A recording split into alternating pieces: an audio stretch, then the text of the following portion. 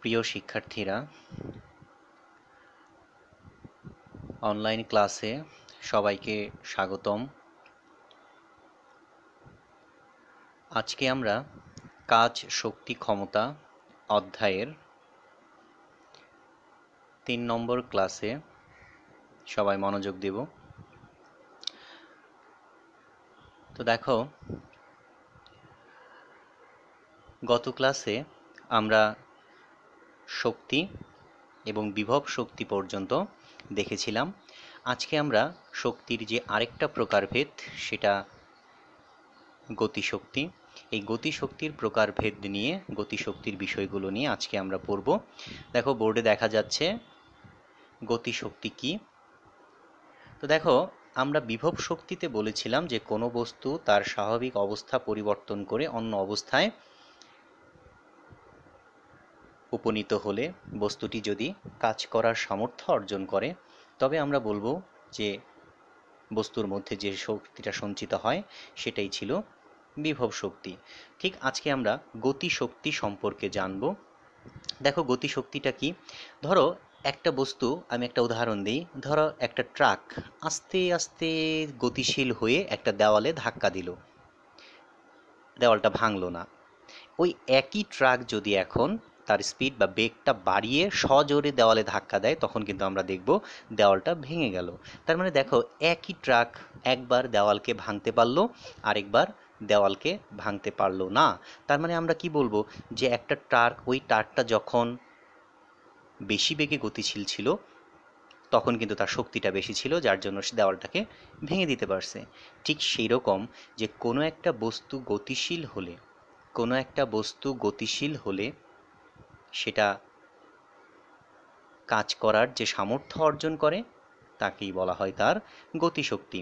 তাহলে দেখো, কোনো বস্তু গতিশীল হলে কাজ করার যে সামর্থ্য অর্জন করে, তবে তাকে গতিশক্তি বলে। এই গতিশক্তিকে ইকে দ্বারা প্রকাশ করা হয়। ইকে, কে মানে এখানে কাইনেটিক এনার্জি, ওইখানে ছিল ইপি, ইপি মানে ছিল পটেনশিয়াল এনার্জি। আর গতিশক্তিকে ইকে দ্বারা প্রকাশ করা হচ্ছে, যেটাকে বলা হচ্ছে কাইনেটিক এনার্জি। তো এখন আসো, এই গতিশক্তি সম্পর্কে আমরা বিস্তারিত জানব। গতিশক্তির সমীকরণটা কি আমরা একটু দেখে নিই। পাশের চিত্রে দেখা যাচ্ছে যে এম ভরের একটি বস্তুর উপর এফ পরিমাণ বল প্রয়োগ করলে, এফ বলের জন্য বস্তুটি এ বিন্দু হতে বি বিন্দুতে সরে যায়। আমি চিত্রে দেখাচ্ছি যে এই এ বিন্দুতে যে বস্তুটা রাখা ছিল, তার ভর হচ্ছে এম এবং আদিবেগ হচ্ছে 0। ভর হচ্ছে এম এবং আদিবেগ হচ্ছে 0। তাহলে দেখো, এই স্থির অবস্থায় থাকা বস্তুটির ওপর যখন আমি এফ পরিমাণ বল প্রয়োগ করলাম, তখন সে এস পরিমাণ সরে গিয়ে ভি বেগ প্রাপ্ত হয়েছে। অর্থাৎ তার বেগ কি হয়েছে? বেগ কিন্তু অবশ্যই বেড়েছে, কারণ আগে বেগ ছিল 0 আর এখন বেগ হয়েছে ভি। অবশ্যই বেগটা বৃদ্ধি পেয়েছে। আর বেগ বৃদ্ধি পাওয়াকে আমরা কি বলি? গতিবিদ্যায় আমরা পড়ে আসছি যে বেগ বৃদ্ধি পাওয়াকে বলা হয় ত্বরণ। তার মানে অবশ্যই এখানে ত্বরণ আছে, সেই ত্বরণটাকে আমি ধরে নিয়েছি এ। তাহলে দেখো, এক্ষেত্রে বল এফ সমান এম এ। আমরা লিখতে পারি বল এফ সমান এম এ, কারণ বস্তুর ভর ধরে নিছি এম। আবার কাজের সমীকরণ হতে আমরা জানি W equal to F S. এখন এই এফ এর মানটা আমরা এখান থেকে বসাবো, W equal to M A S. এটাকে আমরা 1 নং সমীকরণ দিয়ে রাখলাম। আবার গতির চতুর্থ সমীকরণ থেকে আমরা জানি V square equal to U square plus 2i is A S. V square equal to U সমান 0 বসাবো, কারণ আমরা ধরে নিয়েছিলাম বস্তুটি স্থির অবস্থানে আছে। তাহলে ইউ সমান 0 বসালে এটা 0 হয়ে গেল, থাকলো 2as। আমরা দেখো, এই 2asটা এই পাশে আনছি, ভি স্কোয়ারটা এই পাশে রেখে দিয়েছি। এখন এখানে এস এটুকু রেখে ভি স্কোয়ারকে নিচে 2 দিয়ে ভাগ করে দিলাম। এখন এই যে এস এর মান, এই এস এর মানটা আমরা কি করব? 1 নং সমীকরণে বসিয়ে দিব।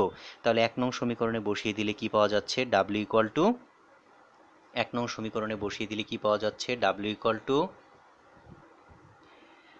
ইকুয়াল টু এম, আর এস এর জায়গায় বসবে ভি স্কোয়ার বাই 2। তাহলে এটাকে একটু মডিফাই করলে লেখা যায় হাফ এম ভি স্কোয়ার। এই যে হাফ এম ভি স্কোয়ার এটাই হচ্ছে কাজের পরিমাণ, আর এই বস্তুটাকে গতিশীল করতে যে পরিমাণ কাজ করতে হচ্ছে সেই কাজটাই কিন্তু বস্তুতে গতিশক্তির সৃষ্টি করে, অর্থাৎ এটাকে এই কাজের পরিমাণটাকেই বলা হচ্ছে গতিশক্তি। অর্থাৎ E K equal to half M V square, E K equal to half M V square. এই হচ্ছে আমাদের গতিশক্তির সমীকরণ। এখন আসো, আমরা যেমন বিভব শক্তির ক্ষেত্রে গত ক্লাসে দেখেছিলাম যে বিভব শক্তি ধনাত্মকও হতে পারে, আবার বিভব শক্তি ঋণাত্মকও হতে পারে। এখন গতিশক্তিও কি তেমন ধনাত্মক বা ঋণাত্মক হতে পারে? এখন দেখো, আমরা সেই ব্যাখ্যাটা পড়ব। গতিশক্তির সমীকরণ হতে দেখা যাচ্ছে E K equal to half M V square. এখানে বস্তুর ভর সর্বদা ধনাত্মক রাশি। দেখো, এই যে গতিশক্তির সমীকরণ, গতিশক্তির সমীকরণ থেকে দেখা যাচ্ছে হাফ একটা ধ্রুব সংখ্যা, ভর আমরা কিন্তু কখনোই এমন কোনো মান দেখি নাই যে বস্তুর ভর কখনো ঋণাত্মক হয়। বস্তুর ভর কিন্তু সর্বদা ধনাত্মক রাশি। তো দেখো, অর্থাৎ এম কখনো ঋণাত্মক হতে পারবে না। আবার দেখো, বস্তুর বেগ, তোমরা যারা বল অধ্যায়ের ভরবেগের সংরক্ষণ সূত্র পড়েছ তারা দেখেছ যে বস্তুর বেগ পরস্পরের বিপরীত দিকে হলে কি করতে হয়, যে কোনো একটা বস্তুর বেগ ঋণাত্মক ধরতে হয়। তো ঠিক একইভাবে আমরা যদি এখানে উদাহরণ হিসেবে সেটা টানি যে একটা বস্তুর বেগ কিন্তু ধনাত্মকও হতে পারে আবার ঋণাত্মকও হতে পারে। তো এই বস্তুর বেগ যদি ধনাত্মক হয়, বস্তুর বেগটা যদি ধনাত্মক হয় তাহলে তো এটা ধনাত্মক রাশি থেকে যাচ্ছে, কিন্তু বস্তুর বেগটা যদি ঋণাত্মক হয় সেটাকে যদি আবার আমরা বর্গ করি তাহলে কিন্তু সেটা আবার কি হয়ে যাবে, আবার কিন্তু সেটা ধনাত্মক হয়ে যাবে। কারণ আমরা জানি ঋণাত্মক একটা সংখ্যাকে বর্গ করলে সেটা আবার ধনাত্মক সংখ্যায় পরিণত হয়। তাহলে দেখা যাচ্ছে গতিশক্তি এমন, সমীকরণটা এমন যে এখানে বস্তুর ভর সর্বদা ধনাত্মক রাশি, আবার বেগ ঋণাত্মক হলেও তার বর্গ সর্বদাই ধনাত্মক হবে। তাই বলা যায় গতিশক্তি কখনোই ঋণাত্মক হবে না। এটা মনে রাখবা, গতিশক্তি কিন্তু কখনোই ঋণাত্মক হবে না। আমরা কিন্তু দেখেছিলাম বিভব শক্তি একবার ধনাত্মক হতে পারে আবার ঋণাত্মকও হতে পারে, কিন্তু গতিশক্তি কখনোই ঋণাত্মক হবে না। কারণটা কি? বস্তুর ভর কখনো ঋণাত্মক হতে পারে না, আবার বেগ যদিও ঋণাত্মক হয় তবে সেটাকে বর্গ করলে আবার ধনাত্মক রাশি ফিরে পাওয়া যায়। এই ছিল আমাদের গতিশক্তি সম্পর্কিত সমীকরণ। এখন আসো, এই গতিশক্তি সম্পর্কিত আরো বেশ কয়েকটা সমীকরণ আমরা পড়ব।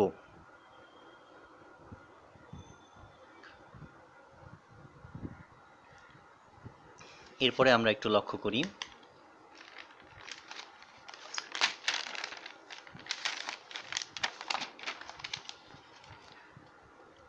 দেখো গতিশক্তির সাথে ভরবেগের সম্পর্কটা কি। এটা খুবই গুরুত্বপূর্ণ একটা সম্পর্ক, প্রায়ই আমাদের অঙ্ক করার সময় এই সমীকরণটা লাগে। তো প্রথমে আসো, গতিশক্তির সাথে ভরবেগের সম্পর্কটা কি। দেখো, চিত্রে দেখা যাচ্ছে, খাতায় দেখা যাচ্ছে, গতিশক্তি ও ভরবেগের সম্পর্কটা বের করার জন্য আমরা প্রথমে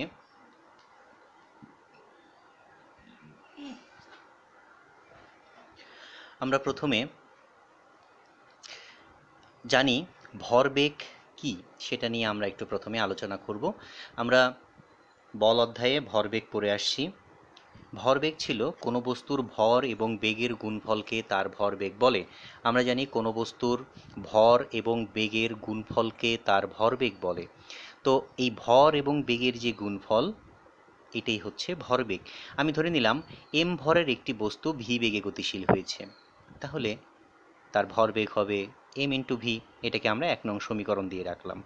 আবার দেখো, গতিশক্তি ইকুয়াল টু, আমরা একটু আগেই দেখে আসলাম, গতিশক্তি equal to half M V square, half M V square. এখন দেখো, এটাকে আমরা এইভাবে একটু মডিফাই করে লিখব। এম ভি স্কোয়ারটা উপরে লিখলাম, টুটা নিচে লিখলাম। এখন এই এম ভি স্কোয়ারের উপর একটা যদি হোল স্কোয়ার দেই তাহলে কিন্তু দেখো ভি স্কোয়ার ঠিক আছে, কিন্তু এম কিন্তু একটা বেশি লিখে ফেলছি। এর জন্য আমরা নিচে এম দ্বারা ভাগ করে দিব, কারণ কাটাকাটি করলে আবার আগের অংশটাই ফিরে পাওয়া যাবে। তো এখন আসো, আমরা এটা করার জন্য কি সুবিধা পেতে পারি, এই যে দেখো এইখানে কিন্তু আমরা mv সমান p বসাতে পারি, অর্থাৎ এখানে p square by twice m, এটাই হচ্ছে গতিশক্তি এবং ভরবেগের মধ্যকার সম্পর্ক, অর্থাৎ E K equal to P square by twice M, E K equal to P square by twice M, এটা হচ্ছে গতিশক্তি এবং ভরবেগের মধ্যকার সম্পর্ক। এই সম্পর্কটা দিয়ে কিন্তু আমাদের অঙ্ক করতে হবে। এখন আসো উপরের যে সমীকরণটা, এখান থেকে দেখা যাচ্ছে বস্তুর ভর একটা ধ্রুব রাশি, কারণ বস্তুর ভর কখনো কিন্তু পরিবর্তন হয় না। যে বস্তুটা নিয়ে আমরা পরীক্ষা করব সেই বস্তুর ভর একটাই থাকবে সব সময়। তাহলে এখানে দেখা যাচ্ছে বস্তুর ভর একটা সর্বদা ধ্রুব রাশি ধরতে হবে। তো এখন আমরা যদি কোনো সমীকরণ থেকে ধ্রুব সংখ্যা তুলে দিই, এখানে কিন্তু 2m দুইটাই ধ্রুব রাশি, তাহলে ধ্রুব সংখ্যাটা যদি তুলে দিই তাহলে কি পাওয়া যাবে, ধ্রুব সংখ্যা তুলে দিলে আমরা জানি সমানুপাতিক চিহ্ন ব্যবহৃত হয়। তাহলে সমানুপাতিক চিহ্ন ব্যবহার হলে সেটা কি হবে, ই কে সমানুপাতিক পি স্কোয়ার, ধ্রুব সংখ্যাটা উঠে যাবে। অর্থাৎ আমরা এখান থেকে কি সিদ্ধান্ত নিতে পারি, অর্থাৎ গতিশক্তি হচ্ছে ভরবেগের বর্গের সমানুপাতিক, অর্থাৎ গতিশক্তি হচ্ছে ভরবেগের বর্গের সমানুপাতিক। এখানে তোমরা মনে রাখবা ই কে এর একক হচ্ছে জুল, আর পি এর একক, যেহেতু গতিশক্তিও এক প্রকারের শক্তি তাহলে এর একক হবে জুল, আর পি হচ্ছে কি ভরবেগ, পি ভরবেগের একক কিন্তু কেজি মিটার পার সেকেন্ড, যেটা আমরা অধ্যায় 4-এ পড়ে আসছি। এই গেল গতিশক্তি এবং ভরবেগের মধ্যকার সম্পর্ক। এটা ছিল গতিশক্তি এবং ভরবেগের মধ্যকার সম্পর্ক। আমি আবার বলতেছি এই সম্পর্কটা কিন্তু খুব ইম্পর্টেন্ট, মাঝে মাঝে এটা পুরোটাই 2 নাম্বার প্রশ্নে আসতে পারে এবং এটা দিয়ে অঙ্ক করতে হবে, এবং এটাও ব্যাখ্যামূলক প্রশ্নে প্রায়ই দেখতে পাওয়া যায়।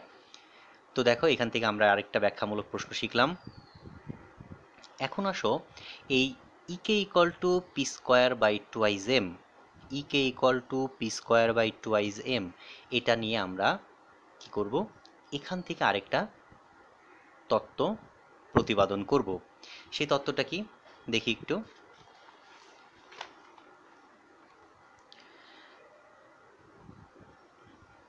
দেখো খাতায় দেখা যাচ্ছে একটি হালকা ও একটি ভারী বস্তুর ভরবেগ সমান হলে কার গতিশক্তি বেশি।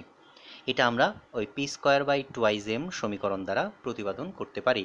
এটা 2 নাম্বার প্রশ্নেও অনেক সময় আসে, আবার অনেক সময় 4 নাম্বারের প্রশ্নেও এসে থাকে, সেক্ষেত্রে একইভাবে অ্যান্সার করতে হবে। তো দেখো ধরো একজন মোটা মানুষ আর একজন শুকনা মানুষ, একজনের ভর বেশি আর একজনের ভর কম, এই দুইজন মানুষ একই সাথে একই বেগে দৌড়াচ্ছে, তাহলে কার গতিশক্তি বেশি হবে, হালকা ব্যক্তির নাকি ভারী ব্যক্তির? এটা আমরা এখন কিভাবে ব্যাখ্যা করব। তো এটা ব্যাখ্যা করার জন্য আমরা ধরে নেই যে হালকা বস্তুর ভর ধরে নিলাম m1, আর ভারী বস্তুর ভর ধরে নিলাম m2। তাহলে m1 বড় না m2 বড়? যেহেতু m2 ভারী বস্তুর তাহলে অবশ্যই কিন্তু m2 বড় হবে, m2 বড় হবে।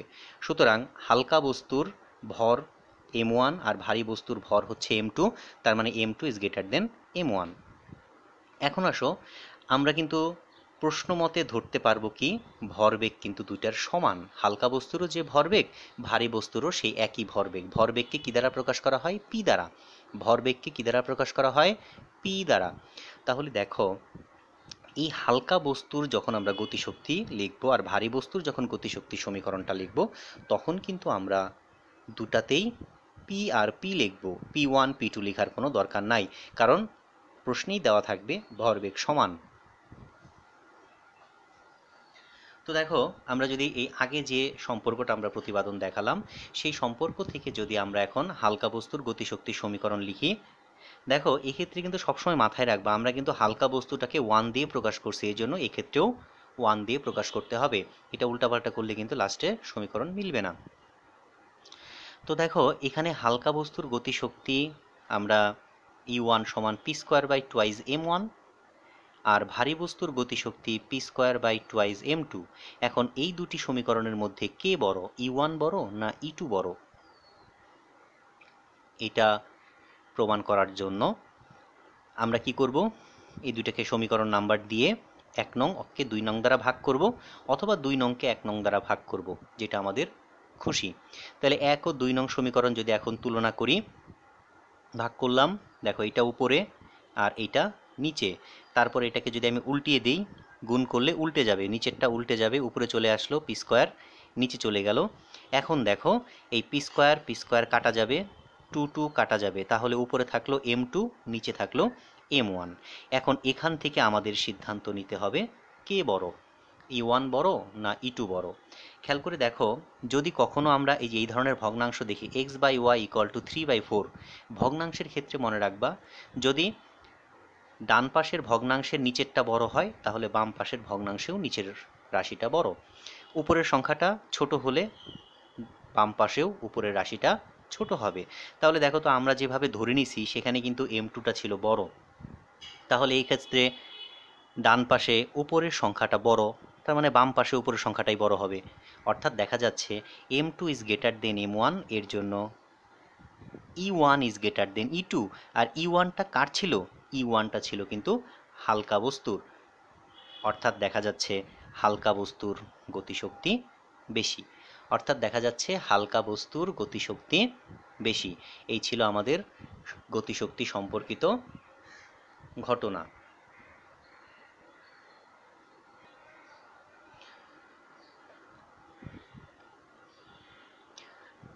আচ্ছা, এরপরে আসো শক্তির আরেকটার সমীকরণ, সেটাকে আমরা বলি ভর শক্তি সম্পর্ক। ভর শক্তি সম্পর্ক কি? দেখো, এইটাই হচ্ছে আইনস্টাইনের বিখ্যাত ভর শক্তি সমীকরণ। তো আইনস্টাইন গাণিতিকভাবে সে প্রমাণ করে যে কোনো বস্তুর ভরকে আলোর বেগের বর্গ দ্বারা গুণ করলে, এখানে সি হচ্ছে আলোর বেগ, এখানে সি হচ্ছে আলোর বেগ, তাহলে কি বললাম, যে কোনো বস্তুর ভরকে আলোর বেগের বর্গ দ্বারা গুণ করলে তার সমতুল্য শক্তি পাওয়া যায়, একেই ভর শক্তি সম্পর্ক বলে। এই ভর শক্তি সম্পর্ক সমীকরণটার সংজ্ঞা এমনই, কি বলা হচ্ছে, কোনো বস্তুর ভরকে আলোর বেগের বর্গ দ্বারা গুণ করলে তার সমতুল্য শক্তি পাওয়া যায়, একে ভর শক্তি সম্পর্ক বলে, অর্থাৎ E=mc²। এটার বিস্তারিত আরও তোমরা একাদশ দ্বাদশ শ্রেণীতে জানতে পারবা, তখন প্রমাণ টমান সব পড়তে পারবা। এখানে ই হচ্ছে আমাদের প্রাপ্ত শক্তি, এম হচ্ছে ভর এবং সি হচ্ছে আলোর বেগ, এবং এটা মুখস্থ রাখতে হবে, আলোর বেগ 3 × 10⁸ মিটার পার সেকেন্ড, যেটা তোমরা 9-10 বহুবার পড়বা এবং ক্লাস 8-এও পড়ে আসছো। এখন আসো, অনেক সময় এখান থেকে 2 নম্বরের ব্যাখ্যামূলক প্রশ্ন আসে যে 1 কেজি ভরের সমতুল্য শক্তি নির্ণয় করো।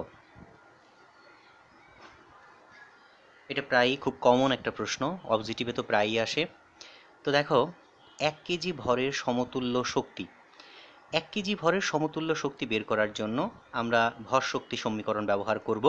E=mc², এম হচ্ছে 1 কেজি আর সি হচ্ছে আলোর বেগ, অর্থাৎ এটাকে যদি আমরা বর্গ করি তাহলে 9 × 10⁻16 আসবে, এটাকে দেখা যাচ্ছে 9 × 10⁻16।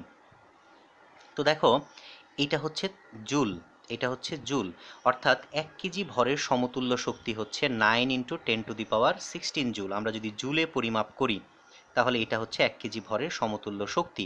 কিন্তু এই শক্তিটা কিন্তু হিউজ, দেখো 10⁻16 মানে 9 লিখে তার পাশে 16টা শূন্য আছে, তাহলে এটা অনেক হিউজ মান। এই বড় মানকে আরও ছোটোভাবে প্রকাশ করার জন্য, বা এই বড় মান যখন আমরা ব্যবহার করি তখন এখানে আরেকটা নতুন একক ব্যবহার করা হয়, সেটা হচ্ছে ইলেকট্রন ভোল্ট একক অথবা মেগা ইলেকট্রন ভোল্ট একক। এটা মনে রাখবা, ইলেকট্রনের সমতুল্য চার্জ দ্বারা কোনো বস্তুর শক্তিকে ভাগ করলে যা পাওয়া যায় সেটা হচ্ছে তার সমতুল্য ইলেকট্রন ভোল্ট এককে শক্তি। এই যে দেখো, আমরা জানি ইলেকট্রনের চার্জ হচ্ছে 1.6 10⁻⁹, এটা দিয়ে যদি আমরা এই শক্তিটাকে ভাগ করি তখন আমরা কি পাবো? ইলেকট্রন ভোল্ট এককে সমতুল্য শক্তি পাবো। এখানে আমি তোমরা মানটা বের করবা ক্যালকুলেটর দিয়ে, বের করে যেটা আসবে সেটা লিখবা ইলেকট্রন ভোল্ট এককে। এটা যদি অনেক সময় প্রশ্নে জুল এককে চাইবে, আবার অনেক সময় প্রশ্নে ইলেকট্রন ভোল্ট এককে চাইবে, যখন যেটা খুশি সেটা দিয়ে বের করতে হবে।